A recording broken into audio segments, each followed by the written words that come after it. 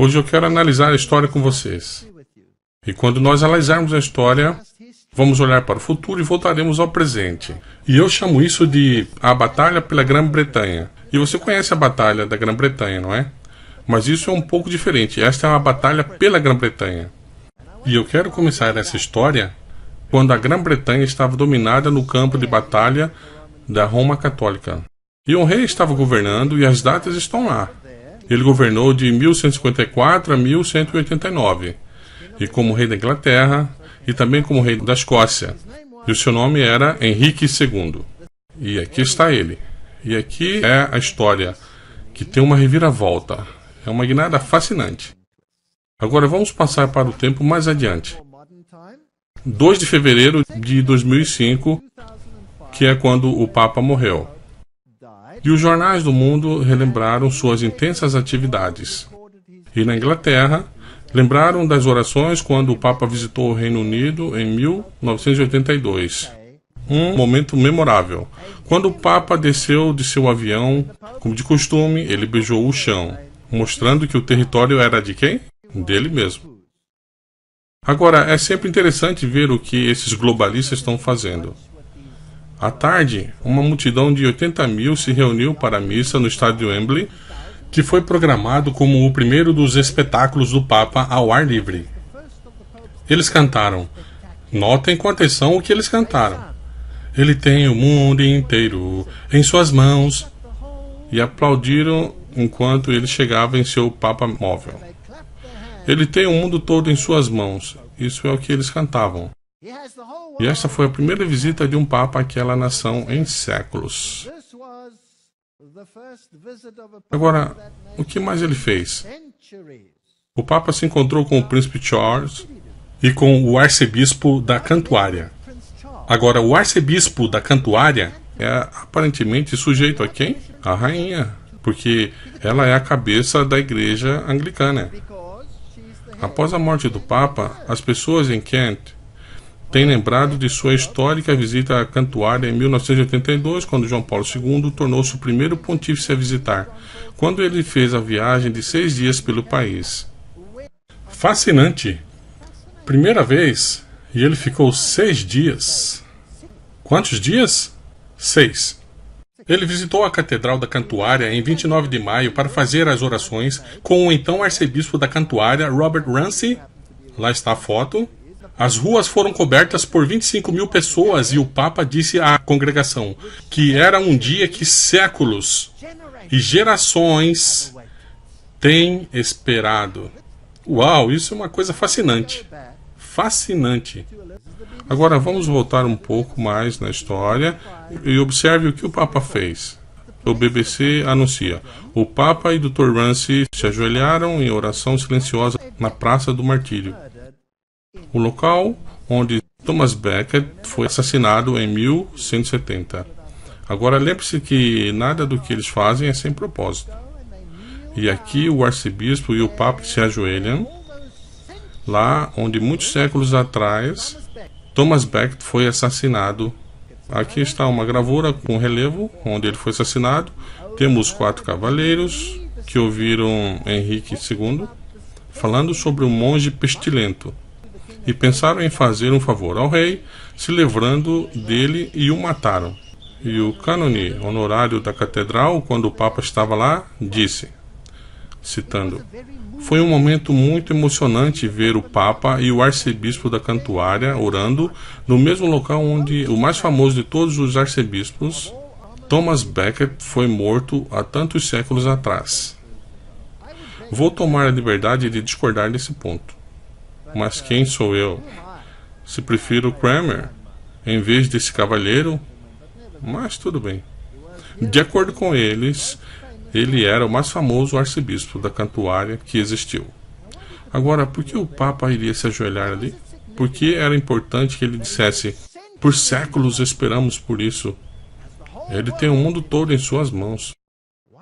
Por que isso era importante? O que aconteceu por todos esses séculos no tempo de Henrique II? Por que o arcebispo Becket foi assassinado?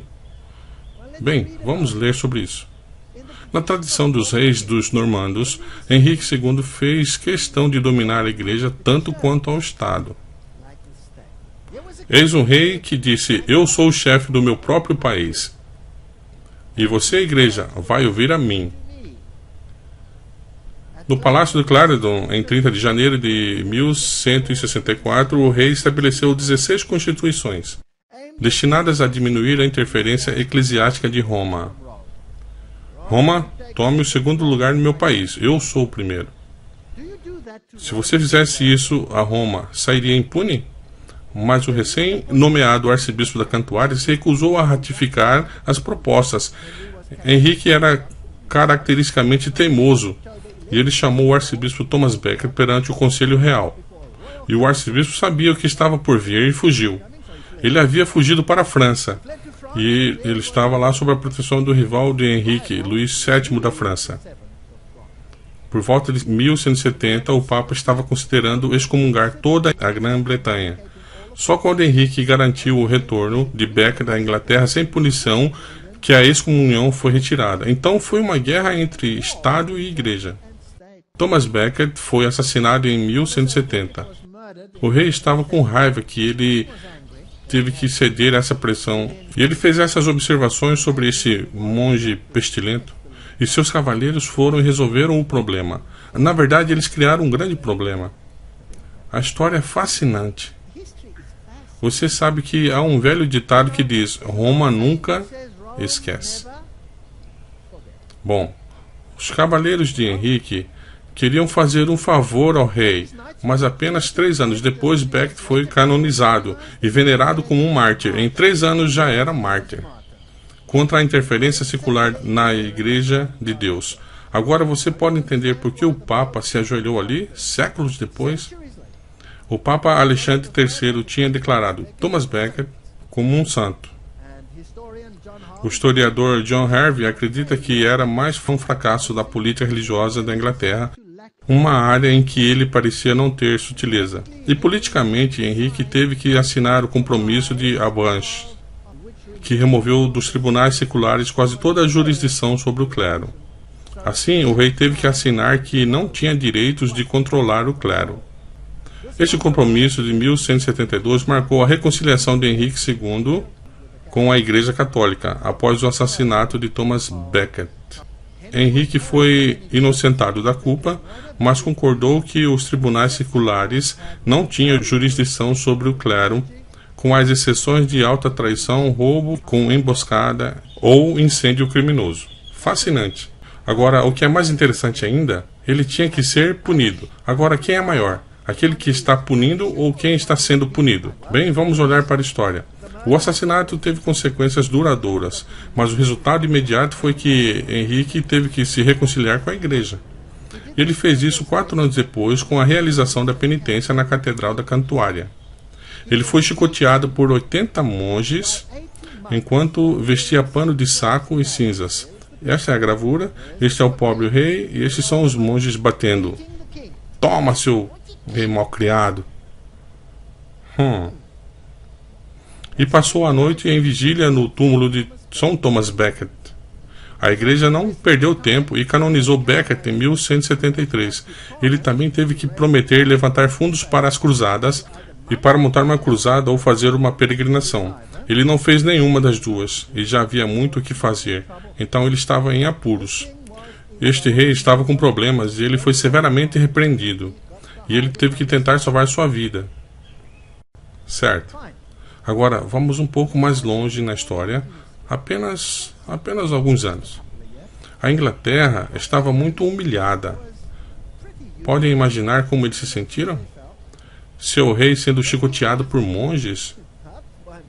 E eles tiveram que pagar todo esse dinheiro, supostamente. Bem, o rei João, sua concessão da Inglaterra. O rei João foi famoso. Lá está ele, em 1167 a 1216.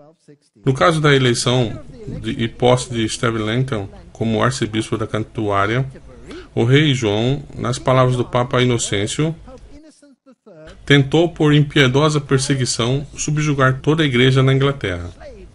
Então aqui está o novo rei que vem e diz: Eu não quero esse arcebispo, eu quero outro. E o Papa diz: quem você pensa que é? Eu sou quem manda aqui. Será que tivemos alguma briga entre a China e o atual Papa recentemente? Oh, muito interessante. Não se diz ao Papa quem é que manda. E ele disse: Rei, você vai me ouvir. Você irá nomear quem eu quero. Como resultado, o Papa impôs um interdito à Inglaterra e uma espécie de suspensão religiosa na qual nenhum serviço religioso poderia ser realizado por ninguém, culpado ou inocente. Quando isso deixou de funcionar, o próprio rei foi excomungado. As pessoas da época morriam de medo. Quando não estavam com a igreja, estavam perdidos para sempre. As pessoas estavam com medo. O rei tinha sido excomungado. Sob pressão, João escreveu uma carta de concessão ao Papa, esperando ter o interdito e a excomunhão cancelados. A concessão de João, que efetivamente fez a Inglaterra um feudo de Roma. Por favor, notem de onde estou tirando isso. Vem do site Fontes da História Britânica. A Inglaterra tornou-se um feudo de Roma, funcionou muito bem. O Papa, satisfeito, levantou o jugo que tinha colocado sobre o povo da Inglaterra e seu rei. Mas isso não foi suficiente. Rei, me dá isso aqui. Me dá isso aqui. Então o rei foi e assinou a declaração e renunciou à coroa. Aqui nós temos a imagem da coroa sendo colocada aos pés do prelado romano. A coroa da Inglaterra, Roma, ela é toda sua. E eu vou obtê-la de volta pagando um aluguel. História fascinante. Isto é inacreditável. Ninguém sequer pensa sobre isso hoje.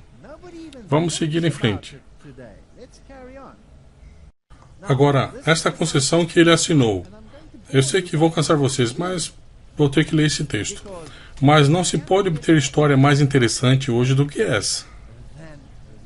Este é o projeto livro de consultas medieval. João I, concessão da Inglaterra ao Papa. Isso é o que diz. João, pela graça de Deus, rei da Inglaterra, lorde da Irlanda, duque da Normandia, etc., a todos os fiéis de Cristo que receberão a presente escritura, saudações. Queremos que seja conhecido por todos através desta nossa escritura, observe o termo, escritura, chancelada com o nosso selo, que na medida em que tenhamos ofendido de várias formas a Deus e a nossa mãe, a Santa Igreja, e em consequência, como é sabido, carecendo muito da misericórdia divina, e não podemos oferecer nada digno para satisfazer Deus e a Igreja, a menos que nos humilhemos a nós mesmos e nossos reinos, nós que pretendemos humilhar-nos para Ele, que se humilhou para nós até a morte, e inspirados pelo Espírito Santo, não induzidos pela força ou compelidos pelo medo, mas de nossa própria e espontânea vontade, e pelo conselho comum, fazer a oferta e conceder livremente a Deus e a seus santos apóstolos Pedro e Paulo, e para nossa mãe, a Santa Igreja Romana, e para nosso Senhor, o Papa Inocêncio, e aos nossos sucessores católicos, e a todo o reino da Inglaterra, e todo o reino da Irlanda, com todos os seus direitos e pertences. Assim, qualquer ganho futuro desse reino seria concedido a quem? Ao Papa. Para a remissão de nossos pecados e de toda a nossa raça, tanto os vivos como os mortos, e agora para receber os reinos e mantê-los como vassalos. E o que é vassalo? Aquele que serve.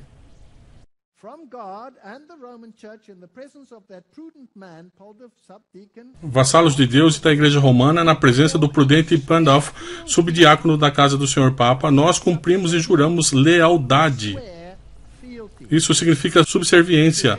Nós juramos lealdade a ele, ao nosso referido Senhor Papa Inocêncio, e a seus sucessores católicos e à Igreja Romana. Na forma do disposto anexo e na presença do Senhor Papa, se formos concedido estar perante ele, deveremos prestar-lhe homenagem. Uau! Somos meros vassalos do Papa. obrigando nossos sucessores e nossos herdeiros, nascidos de nossas esposas, para sempre. De igual modo, a cumprir lealdade e prestar homenagem ao pontífice de seu tempo. Quem é este hoje? Bento XVI. Bem, aqui temos um documento interessante. E cumprir lealdade e prestar homenagem à Igreja de Roma.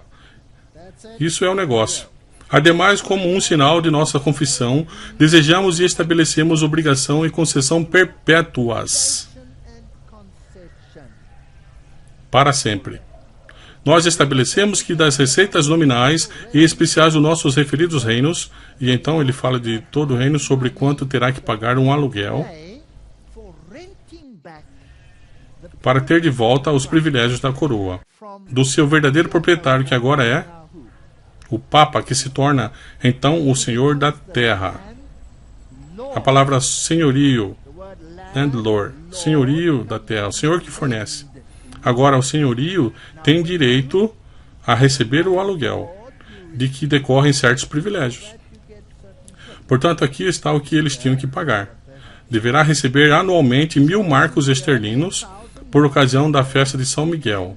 E então todas as outras festas quando tinham, e garantindo a nós e aos nossos herdeiros os nossos direitos e liberdades e privilégios. Portanto, a nossa coroa, a nossa pompa, a nossa glória, alugamos do Papa por este valor. Nós comprometemos e os nossos sucessores a não agir contra as coisas aqui descritas. Agora, olhe com cuidado. E se nós, ou qualquer um de nossos sucessores, ousar agir com esse propósito, seja ele quem for, estando devidamente avisado, vier a ser rei em perfeito estado, perderá o direito ao reino. E essa escritura relativa à nossa obrigação e concessão deve permanecer firme para sempre. Então, se quebrarmos este acordo, nós perderemos a coroa para sempre. Uau! O que aconteceu?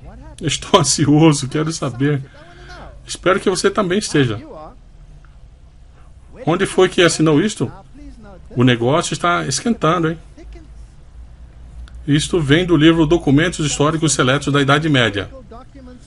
Eu mesmo, diz o rei, como testemunha na casa dos Cavaleiros Templários, perto de Dover, na presença do mestre H, arcebispo de Dublin, do mestre J, bispo de Norwich, e então ele lista todos que estavam presentes. E ele assinou o acordo. Assim, a coroa pertence a Roma, mas o rei alugou-a de volta. Agora, esse acordo já foi quebrado alguma vez? Bem, isso implicaria num monte de dinheiro. 1.000 marcos esterlinos, além das outras taxas que tinham que ser pagas. Acrescido de centésimos que tinha que ser pago a Pedro. A Bretanha gemia por causa desse rei. E este é o local de onde vinham as lendas do templo de Robin Hood e de todos aqueles outros, mas a história é distorcida nesse ponto. A cronologia está errada, mas o evento é interessante. Bem, o rei João cedeu sob a pressão de seus barões que não podiam pagar os impostos. E por isso ele assinou a Carta Magna em 15 de junho de 1215. E a Carta Magna é um documento famoso. E nesse documento, ele prometeu ouvir ao que os barões e os líderes do império dissessem, mais do que a quaisquer outros. Assim, eles recusaram a pagar os 1.000 marcos esterlinos. O que eles fizeram quando se recusaram a pagar? Eles quebraram o acordo. O rei João quebrou os termos desta escritura ao assinar a Carta Magna em 15 de junho de 1215. Lembre-se que a pena para a quebra do acordo era a perda da coroa para o Papa e para a Igreja Romana. É o que diz a Escritura. Para tomar formalmente a coroa dos monarcas da Inglaterra por decreto, em 24 de agosto de 1215, o Papa Inocêncio anulou a Carta Magna. No final daquele ano, ele promulgou um interdito em todo o Império Britânico. E desde aquele tempo até hoje, a monarquia inglesa e toda a coroa britânica pertencem legalmente ao Papa. Agora, a Inglaterra nem sempre foi muito boa com o Papa. E existiam coisas como a Reforma. Então o rei Henrique disse: dane-se o Papa, eu não quero saber dele. Ele tinha outros interesses. O problema dele tinha mais a ver com androgenia do que com qualquer outra coisa. Bem, não vamos entrar nesses detalhes. Aqui está a foto do rei assinando a Carta Magna e quebrando o acordo. Apenas 3 das cláusulas originais da Carta Magna ainda permanecem vigentes. Todo o resto foi revogado. Por favor, observe o que ainda é lei. Então, a seguinte parte ainda está ok. Uma delas defende a liberdade e os direitos da Igreja da Inglaterra, e uma outra confirma a liberdade e os costumes de Londres e outras cidades, mas a terceira é a mais famosa. Nenhum homem livre será detido, preso, despojado dos seus direitos ou bens, proscrito ou exilado, nem se fará uso de força contra ele, exceto por julgamento legal pelos pares ou pela lei da terra. Ninguém será vendido, ninguém terá negado ou retardado direito ou justiça. Essa cláusula influenciou a Declaração dos Direitos Americanos e a Declaração Universal dos Direitos Humanos. Todo o resto da Carta Magna foi revogado. Assim, Roma realmente é dona do reino. A coroa é deles. E o fato dos monarcas de hoje terem a coroa é, na verdade, pura pretensão. Os templários possuem a coroa. Agora, quem são os templários modernos? Quem são os templários modernos? Essa é a questão. Os templários desapareceram. E eu não vou repetir toda a palestra anterior, na qual falamos sobre as sociedades secretas. Você deve revê-las nos DVDs, mas eu vou dar-lhes uma pequena pista. Aqui estão os cavaleiros templários. Observe bem o manto. Perceba que na lateral esquerda tem esta banda com a cruz templária. Seu símbolo principal é, claro, a coroa com a cruz, pois eles uniram o poder das prerrogativas reais com a da cruz,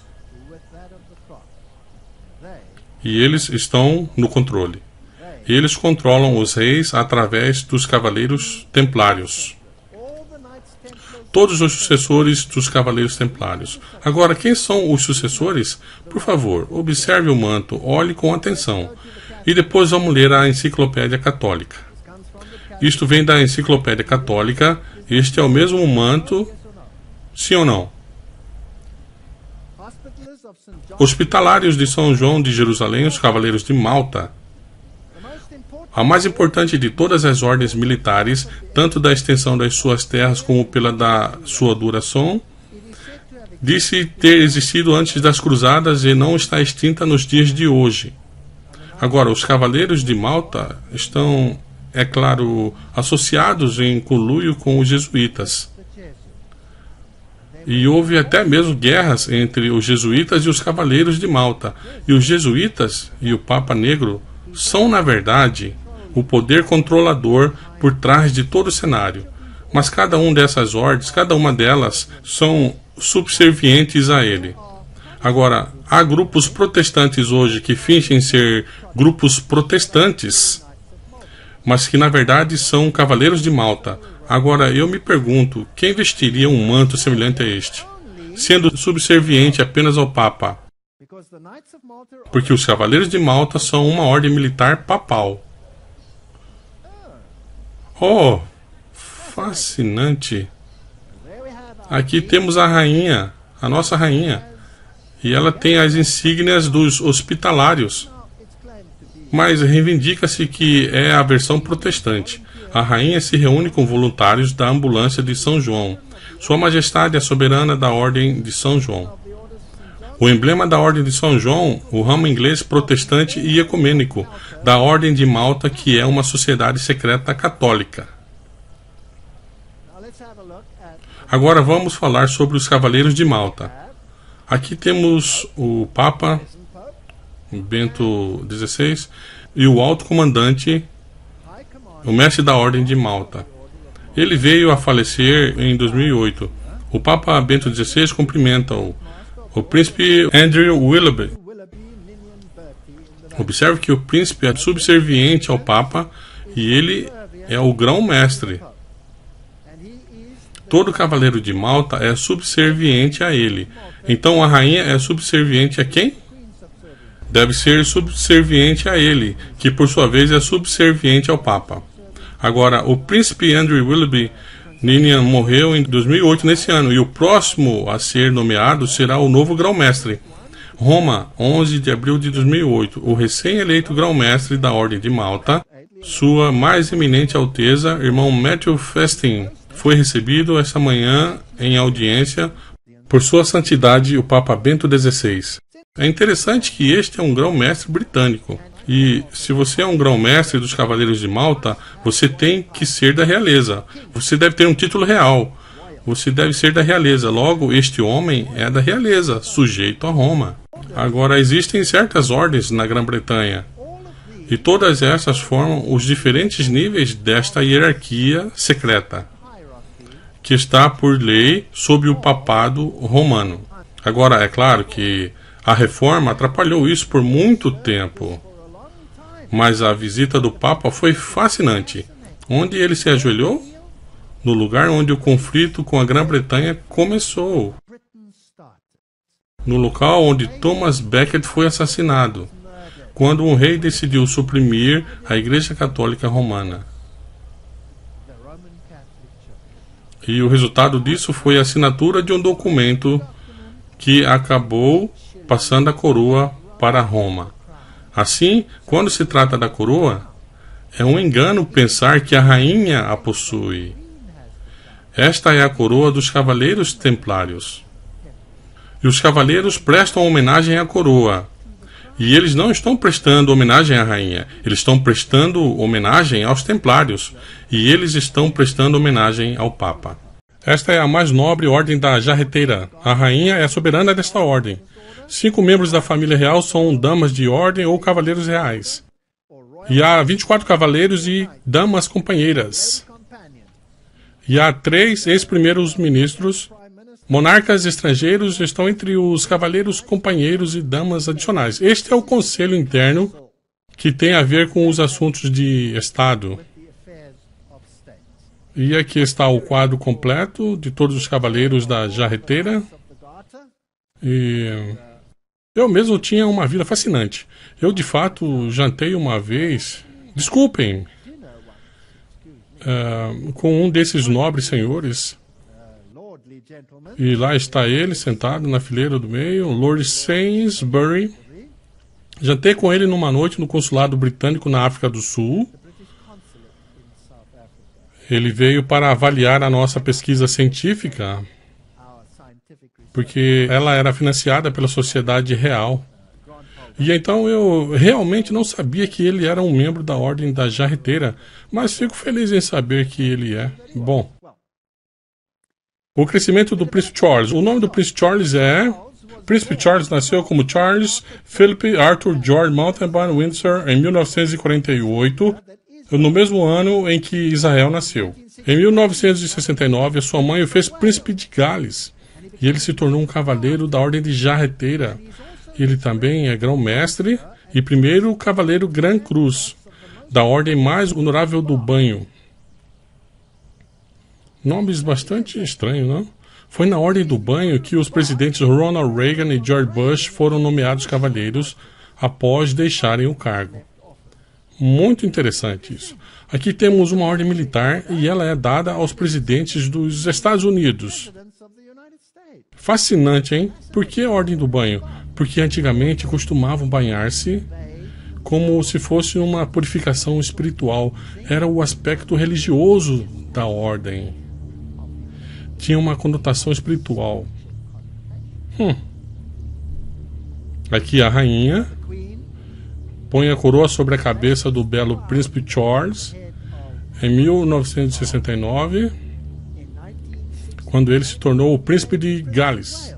E é interessante que o brasão do príncipe de Gales não faz parte do brasão da rainha. Por isso, o príncipe é soberano. Ele tem um trono. Ele não está esperando por um. E ele é príncipe de Gales. E ele também é o grão-mestre da Ordem do Banho. E quando ele foi coroado, eis o que a rainha Elizabeth II diz. Essas são as palavras. Este dragão, porque este é o símbolo que eles escolheram para o país de Gales, este dragão dá a ti o teu poder, teu trono e a tua própria autoridade. Sua resposta a ela foi: eu agora sou suzerano e merecedor da tua adoração terrena. Suzerano é um antigo termo que significa senhor, e eu sou agora teu senhor e merecedor da tua adoração terrena. Agora, o que significa tudo isso? Não é interessante? Espero que você esteja interessado. Quem é o dragão? Você sabia que o dragão era o símbolo de Roma? Era o símbolo de Roma antiga. Você vai encontrá-lo sob as pontes romanas. Havia sempre um dragão e a parte da insígnia do Vaticano. E se você ler o livro de Apocalipse na Bíblia, você verá que no capítulo 12 de Apocalipse, que o dragão é um símbolo de Satanás. Mas é também um símbolo de Roma, que Satanás usou para atacar o povo de Deus e o próprio Messias. E se você ler o livro de Apocalipse 13, é o dragão que dá à besta o seu poder e grande autoridade. Então Satanás e Roma, trabalhando em conjunto, possuem essa autoridade. E o príncipe? Bem, a quem você serve, príncipe? Bem, qual é a importância do nome? Você se lembra que, como foi comentada a escolha do nome Benedito para o Papa? E muito foi dito a respeito da importância do nome, porque o nome tem muito significado. Então, eu vou abordar brevemente essa história. E então faremos uma pausa rápida. Charles I da Inglaterra. Vamos só comentar estes nomes. Charles travou uma famosa disputa pelo poder com o parlamento da Inglaterra. Agora, por favor, observe a data, 1625 a 1649. Então aqui Roma estava firmemente no controle, eles tinham a coroa, eles tinham o poder, eles controlavam os reis da Inglaterra, e então algo terrível aconteceu na história. A reforma surgiu. E Roma perdeu esse poder. Não legalmente, mas pela força. A reforma expulsou Roma. Agora, você acha que Roma iria desistir da coroa? E assim a batalha pela Grã-Bretanha começou. A reforma veio nesse período. E houve batalhas e rios de sangue. E a rainha Elizabeth I se transformou nessa poderosa monarca protestante, que ofuscou a Europa e disponibilizou a Bíblia por todo o mundo, como consequências de suas ações. Antes dela, eles assassinaram os monarcas e a rainha Maria I, a sanguinária, massacrou os protestantes, mas eles não cederam. Estavam fartos de toda a matança. E Roma tentou obter o controle de todos os reis. Rei Charles travou uma famosa disputa pelo poder com o parlamento da Inglaterra. E ele era um defensor do direito divino, a realeza, e muitos da Inglaterra temiam que ele tentasse obter o poder absoluto. E ele queria impor o seu poder. Conflitos religiosos permearam o seu reinado. Ele se casou com uma princesa católica, Henriqueta Maria da França, então ele tinha uma influência católica. Sob objeções do parlamento e da opinião, ele ainda se aliou com figuras religiosas controversas, incluindo todos esses prelados centrados no catolicismo. Assim, o parlamento e a igreja ingleses achavam que ele estava muito próximo do catolicismo. As tentativas posteriores de Charles para forçar mudanças religiosas na Escócia levaram à Guerra dos Bispos, e então ele lutou contra os governantes presbiterianos da Escócia, que disseram: de jeito nenhum faremos isso. E finalmente, como resultado disso tudo, ele foi executado. Então, este foi o próximo rei a dizer: mais uma vez, vamos voltar ao catolicismo. Vamos suprimir as igrejas protestantes. E ele nomeou os bispos de sua escolha para a Escócia. As guerras vieram, sangue foi derramado pelo país. Aqui temos um Charles que lutou pelo catolicismo. Ele pagou o preço. Cromwell veio depois. A Inglaterra foi governada pelos puritanos de Cromwell. Então veio outro Charles. Charles II. Charles tentou introduzir a liberdade religiosa para os católicos e protestantes dissidentes, mas o parlamento inglês obrigou a se retratar. Em 1679, as revelações de Tito Wood sobre o suposto golpe provocaram a crise de exclusão. Então foi revelado que o irmão de Charles, seu herdeiro, era um católico romano. Portanto, aqui temos outro que disse: eu tenho muita inclinação católica. Observe o que estava vestindo. Ele está usando as vestes da Ordem da Jarreteira. Ali está o manto azul e a Ordem da Jarreteira. Não é uma história fascinante? A lei da exclusão procurou excluir o irmão do rei, seu herdeiro. E ele era católico, então eles não queriam um monarca católico. Eles disseram que o monarca tinha que ser protestante. Roma ficaria feliz com isso? Certamente que não. Mas aqui surge uma história interessante. Do papado veio a noção de um exército permanente e poder arbitrário. Antes a coroa da Espanha, agora a França, mantém essa raiz do papado entre nós, mas deixe o papado e haverá o fim do governo do poder arbitrário. Eles seriam apenas imaginação ou ideias absurdas, sem o papado. E este rei se converteu ao catolicismo e no seu leito de morte. Fascinante.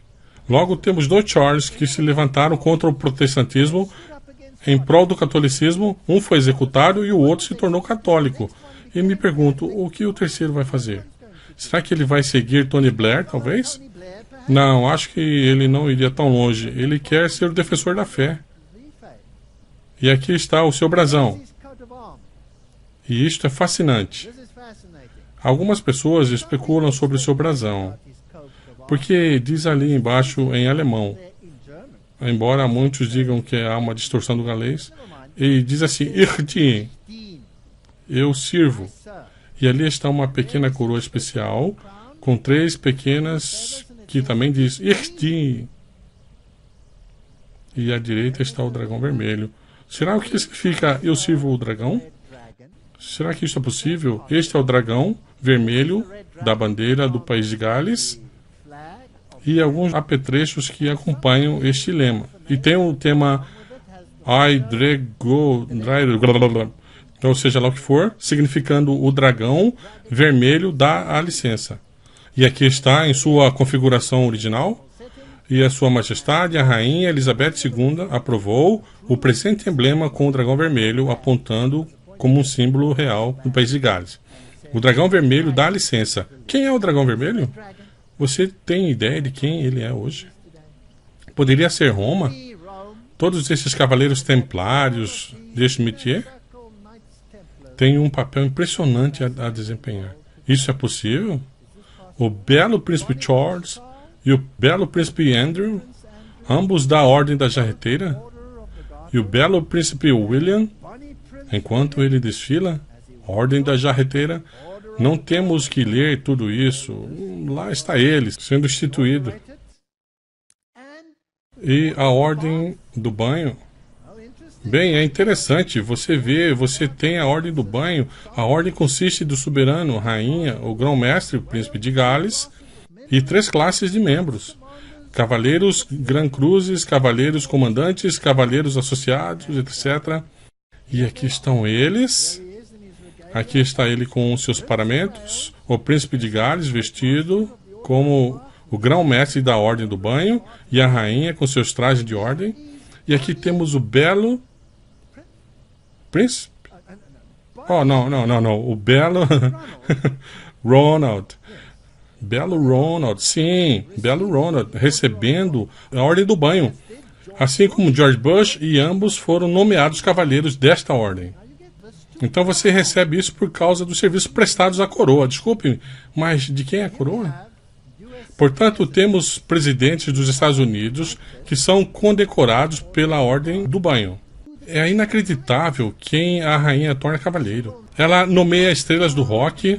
Ela nomeia pessoas com os mais estranhos estilos de vida que você possa imaginar, que certamente não são, digamos, os melhores exemplos deste mundo.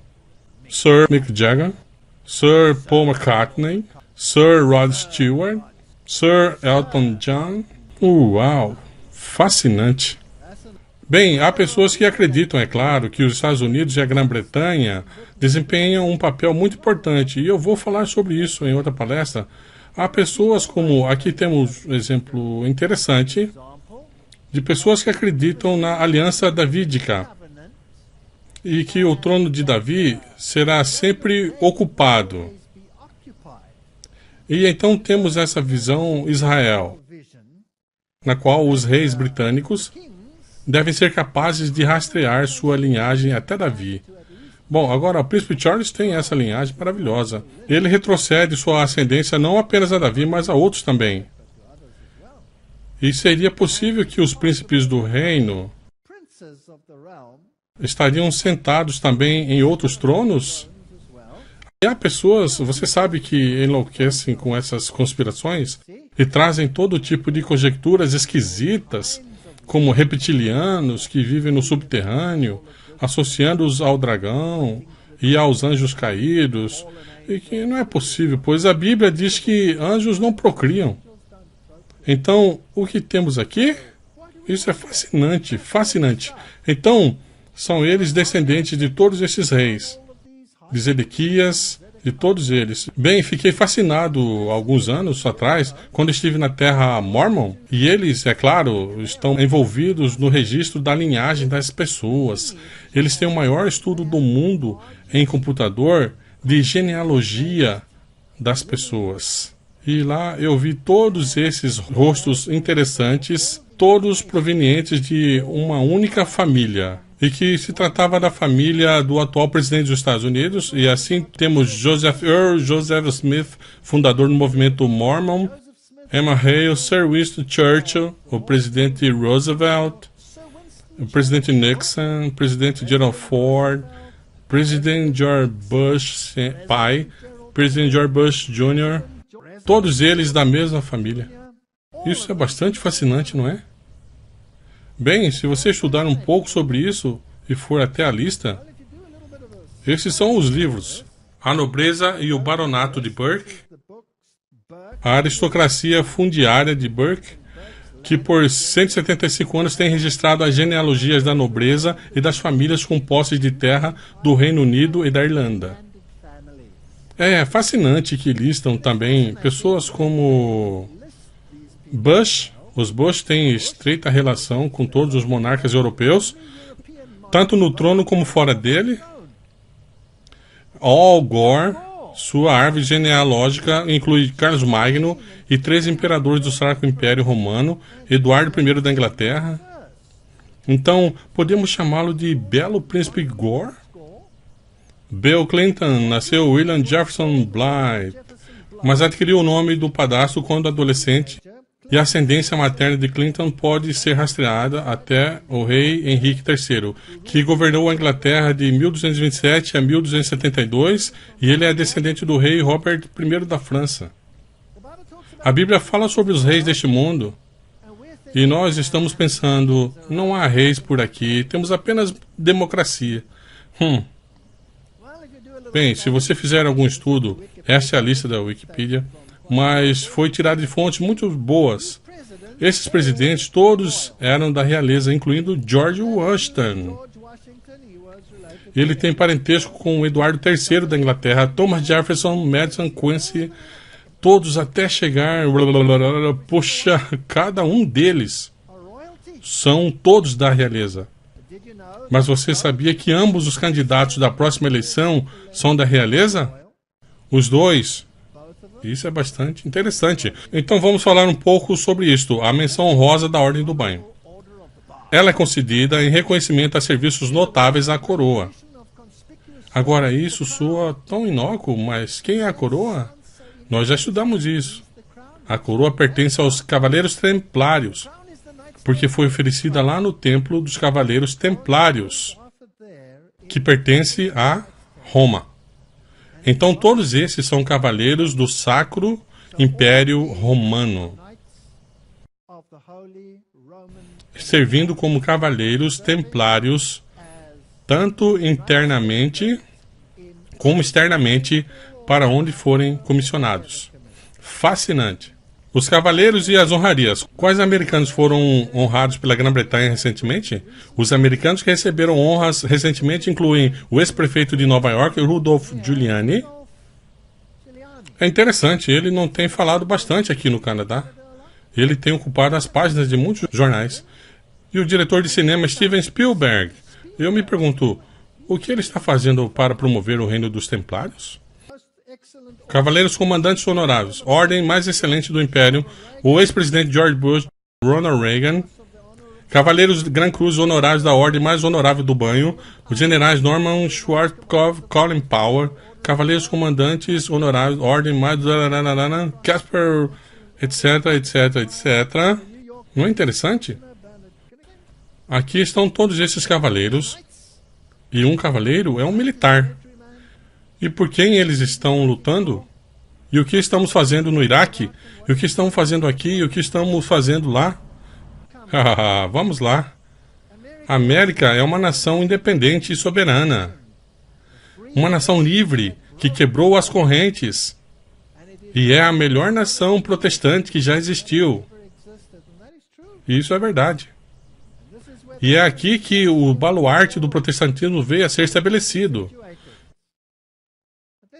Mas vamos olhar para algo que pode ser considerado o maior engano dos nossos tempos.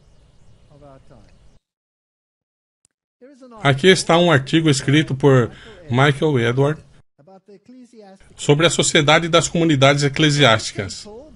A coroa templária é controlada pela misteriosa Babilônia. Os sistemas administrativos e judiciais dos Estados Unidos, nos níveis federal e estadual, são de propriedade da coroa, que é um poder privado estrangeiro. Não tire conclusões precipitadas sobre a rainha da Inglaterra ou famílias reais, e que a Grã-Bretanha é dona dos Estados Unidos, pois é outra coroa e será totalmente exposta e explicada aqui. Não vamos ler tudo. Posso deixar para quem quiser assistir o DVD, pausá-lo e ler por si mesmo. O sistema legal judiciário dos Estados Unidos é controlado pela coroa templária, independente e soberana cidade de Londres. Na verdade, Londres é o centro financeiro do mundo. É a cidade dos jesuítas. Portanto, é a cidade dos templários. O sistema de reserva federal que emite o dinheiro dos Estados Unidos pertence e é controlado financeiramente pela coroa na Suíça, lar e origem legal da Carta das Nações Unidas. Assim, toda a organização da ONU está em uma carta da coroa. E o Fundo Monetário Internacional, a Organização Mundial do Comércio e o Banco de Pagamentos Internacionais. É surpreendente a Ordem dos Advogados Templários, da Coroa Templária, ter reconhecido publicamente que havia pelo menos 5 de seus advogados sob juramento solene exclusivo à coroa. Assim que assinaram o que foi considerada a Declaração de Independência dos Estados Unidos. Isso é fascinante. Isso é histórico. Isso simplesmente significa que ambas as partes do acordo eram da mesma origem. A coroa templária, no caso de você não entender a importância disso, saiba que não há qualquer acordo, tratado internacional que será honrado ou que vai ter qualquer efeito legal quando a mesma parte assina os dois lados do contrato. É como você vender a sua própria casa a você mesmo. A coroa não pode assinar em nome da coroa perante a coroa. Isso não faz sentido. E é apenas um pedaço de papel sem valor, quando ambos os lados de qualquer acordo são, na verdade, um. A Declaração Americana de Independência dos Estados Unidos foi apenas um memorando interno da coroa templária feita entre os próprios membros. Os americanos foram enganados em acreditar que as colônias da coroa na Nova Inglaterra eram estados nacionais independentes. Nunca foram e nem são hoje. Eles eram e ainda são colônias da coroa templária, por meio de cartas, patentes e escrituras. Todos esses nomes são importantes, que não dão autoridade legal para serem independentes do mando da coroa. Mas que fascinante isso, hein? Assim, parece que não há independência e, na verdade, não há mesmo. pois todos são dependentes e sujeitos à coroa, mas não à coroa da Grã-Bretanha, porque a Grã-Bretanha não possui coroa. Um Estado legal é uma colônia da coroa templária para ter essa declaração reconhecida pelo direito de tratados internacionais e para estabelecer os Estados Unidos como uma nova entidade jurídica incorporada na coroa. O rei Jorge III, templário, aceitou o Tratado de Paris de 1783 entre a coroa da Bretanha e os referidos Estados Unidos. Não pertence à Grã-Bretanha. A coroa da Grã-Bretanha legalmente era e continua sendo a coroa templária. Isso formalizou o reconhecimento internacional da corporação Estados Unidos e no novo estado colônia da coroa templária. Então isso é muito interessante. O mais importante é saber quem representava a coroa na assinatura do Tratado de Paris. Preste atenção na abreviatura, escudeiro, após seus nomes. Legalmente significa oficiais das cortes do rei, e que sabemos hoje serem cortes templárias ou cortes da coroa. A coroa foi representada na assinatura por David Hartley, escudeiro. Então, um escudeiro é quem carrega o escudo para um cavaleiro. Então, ele está agindo em nome de um cavaleiro, um escudeiro, o porta-escudo de um cavaleiro. David Hartley era um templário, representando os Estados Unidos. A franquia da coroa assinaram John Adams, escudeiro, Benjamin Franklin, escudeiro, John Jay, escudeiro. Assim, a coroa estava transferindo realeza por empréstimo a ela mesma. E desde esse dia, o controle é exercido pela coroa templária. E é por isso que são todos dessa família. Então, o que está acontecendo no mundo e em todas as eleições e todas as coisas realmente não significa muito. Não é preciso ler toda a história. Acho que você pode entender as implicações legais. Pode se chamar domínio do mundo, que hoje tem vários nomes. Você pode chamar de nova ordem mundial, você pode chamar de família Bush, você pode chamar de terceira via, que é como Tony Blair e Bill Clinton, pode chamar Illuminati, Trindade, Maçonaria, ONU, o que você quiser. Pode chamá-lo de União Europeia, os Estados Unidos, tanto faz. Todos são a coroa. Fascinante. Uma vez que o Papa criou a Ordem dos Cavaleiros Templários, os grandes magos do engano, estabeleceu sua poderosa igreja templária régia na cidade de Londres, é o Papa e seus capitólios romanos que controlam o mundo. Este homem parece saber o que está falando. Então, a coroa, a realeza, a igreja, todas as igrejas do mundo e as nações estão subordinadas a Roma. Não são subordinadas à rainha. A igreja anglicana não é subordinada à rainha. E quando o Papa os visitou, ele mostrou. E, ao se ajoelhar no túmulo de Thomas Becket, agora eu atingi o objetivo que esta guerra tinha desde o início.